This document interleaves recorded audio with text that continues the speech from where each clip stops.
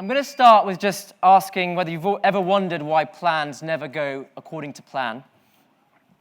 Because my plans for building European sales teams, when I've tried to do it before, didn't. And instead of wondering why, we actually took some time to think about the lessons that we learnt along the way.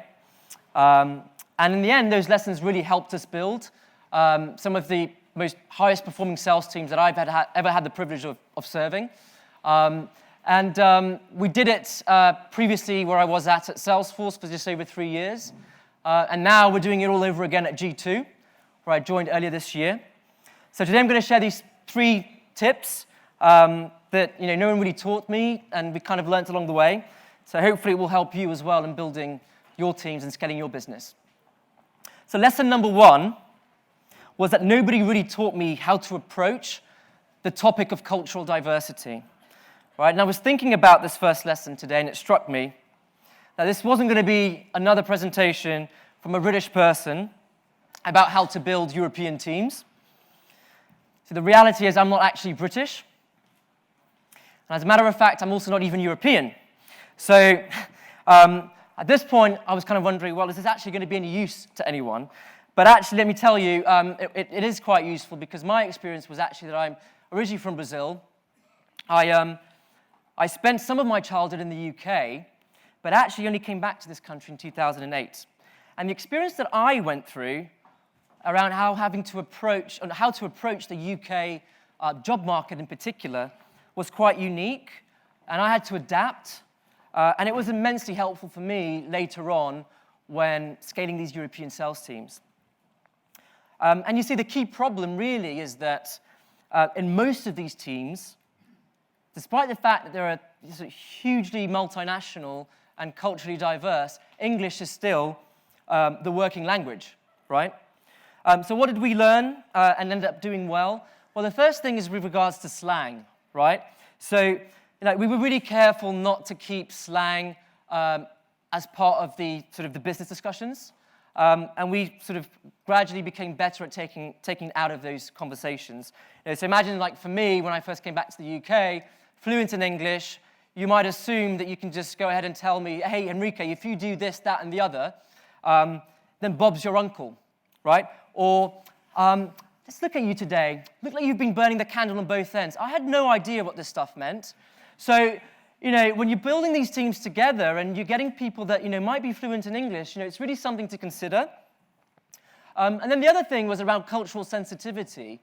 We read about these things, but it really is true that in Spain, if you try and book a meeting with somebody after lunch, you won't find them in the office, right? We would go for 3-hour lunches, and we would we'd be drinking, and we'd come back to the office, feeling really tired.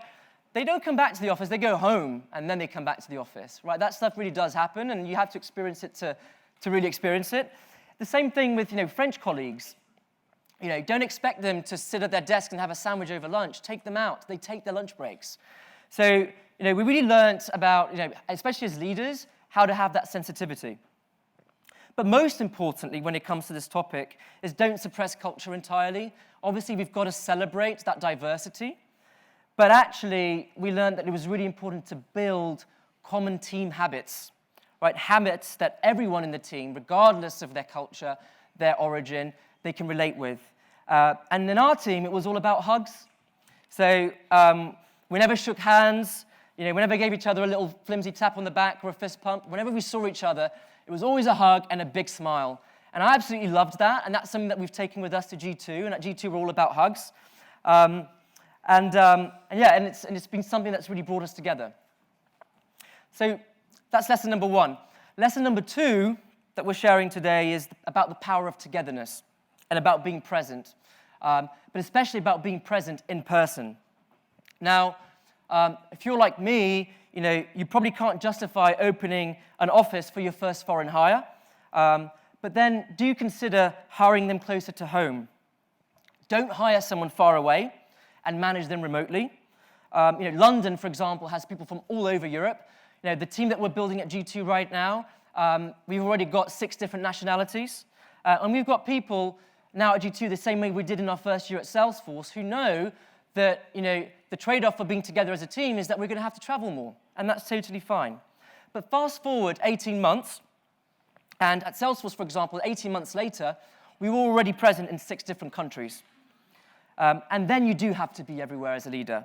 And the best advice I can give is to pick three locations and rotate, right? And don't just travel when you have a customer meeting or an event, right? Don't make it sort of random. Be there because you want to be there, not because you have to, and make sure that people know that. I remember when I first started doing this, I would block out 3 days at a particular office. People would come to me and say, hey, what are you doing here? And you would say, I'm here because I work from here twice a month, 3 days a week. And what happened was quite incredible, right? For example, the French team, male and female, they'd come up to you in the morning, they'd say hi, 2 kisses on the cheek, as if you were one of them, right? Invites to the Christmas office party, right? And being dragged into last-minute meeting, just because they know that you're there. It completely transformed my experience as a leader, but also the experience of our account executives, our managers, and it's something that happened all because I decided to be there. That's lesson number 2. The third and final lesson that nobody taught me is about how you can actually cover all of Europe, or most of Europe, without having people all over Europe. And the way that we learned how to do that was by placing what we call limited bets on a few key markets.